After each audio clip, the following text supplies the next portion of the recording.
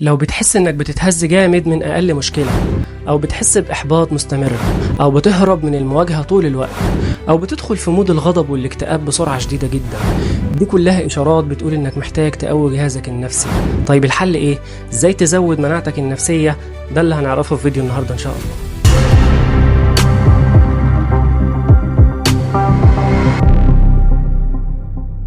السلام عليكم ورحمة الله وبركاته. أهلا بيكم في فيديو جديد.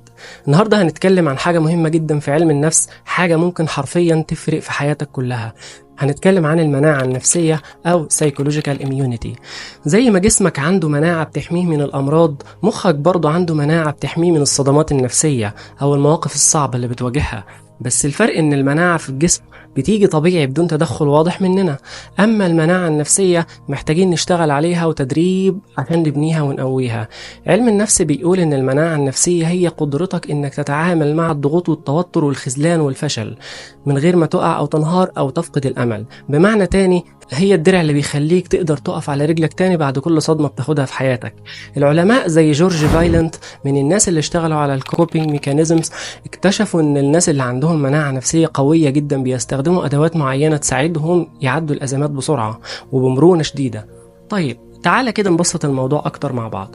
ايه هي الحاجات اللي بتكون مناعتك النفسية؟ اول حاجة التفكير الايجابي اللي بنسميه بالانجليزي realistic optimism. مش مجرد تفاؤل اعمى وخلاص، لا، هو انك تشوف المشكلة زي ما هي بس تفضل مؤمن انك تقدر تواجهها او تتعامل معاها.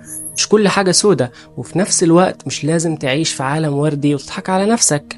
تاني حاجة المرونة النفسية أو psychological flexibility، يعني لما حاجة تضربك بدل ما تتكسر تتني مع الضربة وتقوم تاني بالظبط زي الشجرة اللي بتتحرك يمين وشمال مع الهواء بدل ما تتقطع. تالت حاجة الدعم الاجتماعي أو social support، وجود أصحاب أو عيلة حواليك بيسندوك وقت الزنقة، ده بيقوي مناعتك النفسية جدا، لأن الوحدة بتساعد إنها تكسرك مع وجود أي أزمة بتواجهها. رابع حاجة مهارات التأقلم الصحي أو healthy coping skills، زي إنك تتعلم تمارس رياضة، تصلي، تتأمل، تكتب مشاعرك، تتكلم مع حد بيريحك، مش تهرب في شيء سلبي إن كان مثلا مخدرات أو إدمان أو عنف. طيب في أعراض تقدر تقول إن مناعتك النفسية ضعيفة؟ أيوة طبعا عندنا، زي مثلا لو إنك بتحس إن أي مشكلة مهما كانت بسيطة بتتأثر بيها جدا جدا، أو بتحس بإحباط ملازمك طول الوقت، أو بتهرب من مواجهة أي مشكلة تقابلها، أو بتدخل في أوقات اكتئاب متكررة. طيب الحل إيه؟ إزاي تزود مناعتك النفسية؟ ده اللي هنعرفه مع بعض. أول حاجة إنك تحاول تواجه مشاكلك بدل ما تهرب منها، كل مواجهة بتقويك حتى لو مش بتحل كل حاجة. تاني حاجة خليك واعي بأفكارك، لأن اللي بتفكر فيه بيوجه مشاعرك. لو طول الوقت بتفكر بطريقة سلبية مناعتك النفسية بتضعف جدا. تالت حاجة تحط لنفسك أهداف صغيرة وتحققها، لأن كل مرة تحقق هدف حتى لو كان بسيط بتحس بإحساس النجاح، وده بيبني جواك قوة بتكمل معاك للأهداف الكبيرة اللي بتواجهها بعد كده.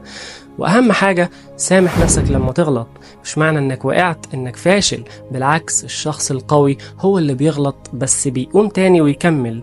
في الآخر المناعة النفسية مش حاجة بنتولد بيها وخلاص، لأ، دي تقدر تعتبرها عضلة في جسمك، لو اهتميت بيها هتلاقي نفسك بتتحمل الدنيا وما فيها.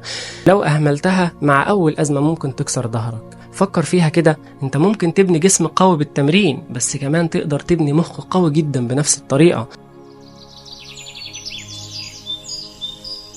وبكده تكون خلصت حلقتنا. لو عجبتك الحلقة دوس لايك وسيب كومنت كده قول لي رأيك فيه، واعمل شير للحلقة يمكن تقدر تساعد حد كان محتاجها.